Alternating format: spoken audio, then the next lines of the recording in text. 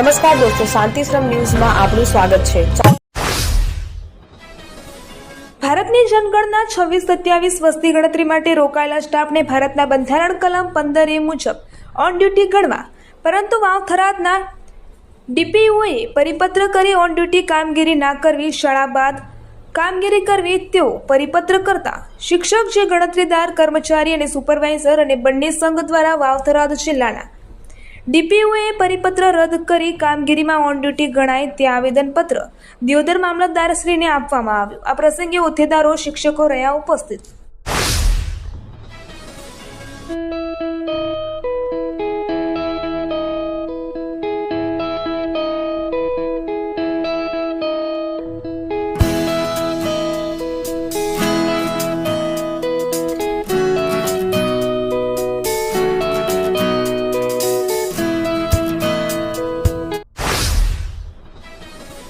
ગુજરાતમાં ખેડૂતોના વિવિધ પ્રશ્નોને લઈને આંદોલન તેજ બન્યું છે। વીજ લાઇનોના પોલના યોગ્ય વળતર, જમીન ભાડું, પાકના પોષણક્ષમ ભાવ, લઘુત્તમ ટેકાના ભાવની ગેરંટી અને વધતા ખેતી ખર્ચના મુદ્દે રાજ્યવ્યાપી ટ્રેક્ટર કૂચનું આયોજન કરાયું છે। આ અભિયાનના ભાગરૂપે બનાસકાંઠા જિલ્લાના ડીસામાંથી અંદાજે 40 જેટલા ટ્રેક્ટર સાથે મોટી સંખ્યામાં ખેડૂતો ગાંધીનગર તરફ રવાના થયા છે।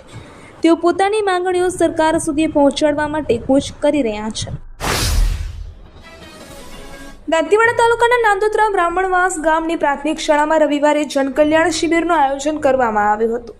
આ શિબિરમાં કુલ 388 લાભાર્થીઓને વિવિધ સરકારી યોજનાઓનો લાભ આપવામાં આવ્યો હતો। સરકારના માર્ગદર્શન હેઠળ યોજાયેલી આ શિબિર દરમિયાન ગ્રામજનોએ વિવિધ જનકલ્યાણકારી યોજનાઓ વિશે વિસ્તૃત માહિતી આપવામાં આવી હતી। સ્થળ પર જ યોજનાઓનો લાભ મેળવવા માટે જરૂરી અરજીઓ, દસ્તાવેજી કામગીરી અને પ્રશ્નોના નિરાકરણની કાર્યવાહી હાથ ધરવામાં આવી હતી।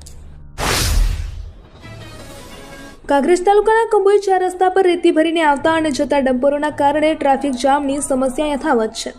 કસલપુરા દુધાસણથી બનાસ નદીમાંથી રેતી ભરીને આવતા જતા ડમ્પરોને કારણે નાના વાહન ચાલકો અને રાહદારીઓને ભારે મુશ્કેલીનો સામનો કરવો પડી રહ્યો છે। ડમ્પર ચાલકો પોતાના વાહનો મનફાવે તેમ ઊભા કરી દેતા હોવાથી શિયોરીથી પાટણ તરફ જતા અને આવતા નાના વાહન ચાલકો ફસાય છે। સ્થાનિકોના મતે ડમ્પર ચાલકોને કોઈ અધિકારીઓને ડર ન હોવાથી તેઓ બેફામ રીતે વાહન ચલાવે છે અને પાર્ક કરે છે। ઉદાસણ તરફ જવાના રસ્તાઓ પણ તૂટી ગયા છે। પાલનપુરના હનુમાન ટેકરી વિસ્તારમાં આવેલી ચાણક્યપુરી પ્રાથમિક શાળાની જમીન તેના મૂળ માલિક ખાનગી ટ્રસ્ટને પરત સોંપવાનો આદેશ થતાં વિવાદ સર્જાયો છે। આ નિર્ણયને કારણે શાળામાં અભ્યાસ કરતા સેંકડો વિદ્યાર્થીઓના ભવિષ્ય પર પ્રશ્નાર્થ ઊભો થયો છે। જિલ્લા પંચાયત શિક્ષણ સમિતિ દ્વારા સંચાલિત આ શાળાની જમીન ખાનગી ટ્રસ્ટને સોંપવાના આદેશથી સ્થાનિક લોકોમાં રોષ વ્યાપ્યો છે। વિદ્યાર્થીઓએ ક્યાંય શિક્ષણ મેળવવા જવું તે અંગે ચિંતા પ્રવર્તી રહી છે। બનાસકાંઠા જિલ્લાની પાથાવાડા પોલીસે ગુંદરી બોર્ડર પરથી વિદેશી દારૂની હેરાફેરીનો પર્દાફાશ કર્યો છે। પોલીસે ટ્રેક્ટરના થ્રેસરમાં બનાવેલા ચોરખાનામાંથી કુલ 106 બોટલ દારૂ જપ્ત કર્યો હતો। બુટલેગરોએ પોલીસથી બચવા માટે ટ્રેક્ટરના થ્રેસરમાં એક ખાસ ચોરખાનું બનાવ્યું હતું, જો કે પોલીસે તેમની આ યુક્તિને નિષ્ફળ બનાવી દીધી હતી। જપ્ત કરાયેલા વિદેશી દારૂની કિંમત 2,79,628 રૂપિયા આંકવામાં આવી રહી છે। પોલીસે આ ગેરકાયદેસર પ્રવૃત્તિમાં સામેલ 2 શખ્સોની ઘટના સ્થળેથી અટકાયત કરી હતી। આ કાર્યવાહી દરમિયાન પોલીસે દારૂ અને ટ્રેક્ટર સહિત કુલ રૂપિયા 6,89,828નો મુદ્દામાલ કબજે કર્યો છે। દિયોદર પંથકમાં શિક્ષણનું અનેરું ધામ એટલે Shri Tapasvi college of nursing તેમજ શ્રી તપસ્વી આર્ટ્સ કોલેજ, જ્યાં છે સંપૂર્ણ AC, CCTV, WiFi, digitally updated campus, BSc nursing સહિતના અનેક કોર્સમાં આજે જ પ્રવેશ માટે સંપર્ક કરો Tapasvi college of nursing, Deodar. Deesa નજીક મોટા ગામ પાસેથી ગેરકાયદેસર પશુઓની હેરાફેરી કરતી GJ08Z6914 નંબરની એક આઈસર ગાડી ઝડપાઈ છે। આ ગાડીમાંથી કુલ 14 પશુઓને બચાવી લેવામાં આવ્યા હતા। પશુઓને અત્યંત ખીચોખીચ ભરીને લઈ જવાઈ રહ્યા હતા। હિન્દુ યુવા સંગઠનના કાર્યકરોએ આ અંગે જાણ થતાં તેઓ સ્થળ પર પહોંચ્યા હતા અને ગાડીને અટકાવી હતી। તેમણે તાત્કાલિક 112 ઇમરજન્સી સેવાને જાણ કરતા પોલીસ કાફલો ઘટના સ્થળે દોડી આવ્યો હતો અને સમગ્ર મામલે કાર્યવાહી હાથ ધરી હતી।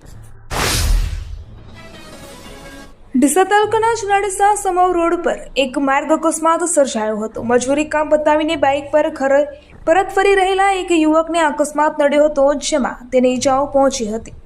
પ્રાથમિક માહિતી અનુસાર વાસણા ગામ નજીક અચાનક એક શ્વાન રસ્તા પર આવી ગયું હતું, જેના કારણે બાઇક ચાલકે પોતાનું સંતુલન ગુમાવ્યું હતું અને બાઇક સ્લીપ ખાઈ ગયું હતું.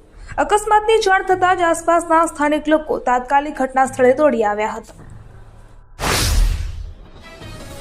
બનાસકાંઠા જિલ્લાના થરા ખાતે પૂર્વ સહકારી આગેવાન ગોવિંદભાઈ વિસાભાઈ ચૌધરીની પ્રથમ વાર્ષિક પુણ્યતિથિ નિમિત્તે રક્તદાન કેમ્પનું આયોજન કરવામાં આવ્યું હતું.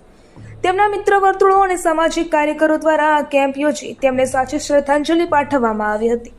ગોવિંદભાઈ ચૌધરી ભારતીય જનતા પાર્ટીના પાયાના કાર્યકર, પૂર્વ સહકારી આગેવાન અને થરા માર્કેટ યાર્ડના અગ્રણી વેપારી હતા.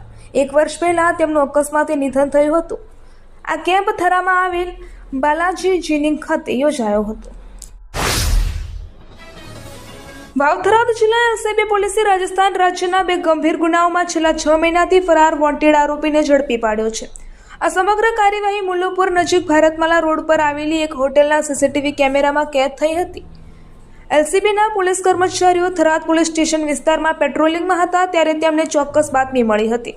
આ બાતમી મુજબ રાજસ્થાનના ઝાલોર જિલ્લાના કરડા પોલીસ સ્ટેશનમાં નોંધાયેલા લૂંટ અને હથિયાર ધારા હેઠળના ગુના તેમજ ભીનમાલ પોલીસ સ્ટેશનમાં નોંધાયેલા લૂંટના પ્રયાસના ગુનામાં વોન્ટેડ આરોપી મુલ્લુપુર ગામની સીમા ભારતમાલા રોડ પર આવેલી રામદેવ હોટલમાં નોકરી કરતો હતો.